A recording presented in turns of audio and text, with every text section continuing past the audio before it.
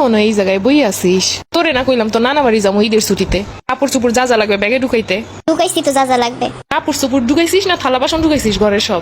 Plate glass mug cup এগুলো নিয়ে কি করবি তুই? আমি অন্যের গ্লাসে খাইতে পারি না, অন্য প্লেটে খাইতে পারি না, এগুলো জানোই তো তুমি। অন্যের গ্লাসে অন্যের প্লেটে খাইলে কি এমন হইছে? আর বাসা দিয়ে টাইনে নিয়ে যাবো নাকি প্লেট গ্লাস এইসব?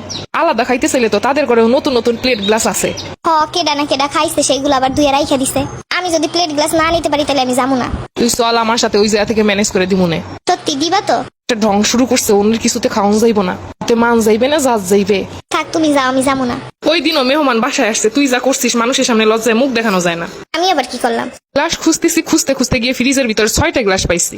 ওই গ্লাসগুলো তো আমি খাই, এর জন্য ফ্রিজের ভিতর লুকিয়ে রাখছিলাম যেন কেউ না পায়। এইটা কোনো কথা? মানুষের একটা গ্লাস লাগে, আর তোর 6টা গ্লাস লাগে কোন জায়গা দিয়া? আচ্ছা তাইলে আমার একটা নতুন গ্লাস এনে দিও, আমি আর কারো গ্লাস ধরবো না। আমি আমার প্লেট গ্লাস রুমে নিয়ে রাখবো। তোমরা আমার জিনিস ধরবা না, আমিও তোমাদের প্লেট গ্লাস ধরবো না। দুদিন পর পর তোরে নতুন নতুন প্লেট গ্লাস কিনে দিমু। প্লেট গ্লাস নেওয়ান লাগবো তা তো ঠিকই মনে আছে, পড়ালেখার কথা তো একটু মাথায় নাই। 2 দিন পর যে স্কুলটা খুলবে না, পড়া গেলে হা করে থাকবেন, ওইটা মজা লাগবো অনেক। পড়াশোনার নামও নাই, খালি কোন জায়গায় যাইবো, কি নিয়ে যাইবো, প্লেট নিবো না গ্লাস নিবো, এগুলো নিয়ে যত মাথা ব্যথা। 2টা বই নিলেও না হয় মনটারে বুঝাইতে পারতাম। বই নিবো কেন? বই নিলে তোর যত জ্বালা। ঈদের সময় একটু নানা বাড়ি যাবো, তাও পড়ন লাগবো।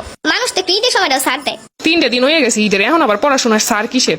দ্রুত 3টা বই নে। আমি বই নিলেও পড়তাম না, কিন্তু সবাই ঘুরবো ফিরবো খেলবো আর আমি বই পড়বো, আর কোনো কাম নাই। সবাই কি করে না করে তোর দেহনের দরকার আছে? তোর রোল কি অন্য একজন বানাই দিব নাকি? তোর পরীক্ষা অন্য কেউ দিয়ে দিব নাকি? আমি যাইতামই না নানা বাড়ি। আমার এত সময় নাই ঢং করা, দ্রুত রেডি হ তারপর চল।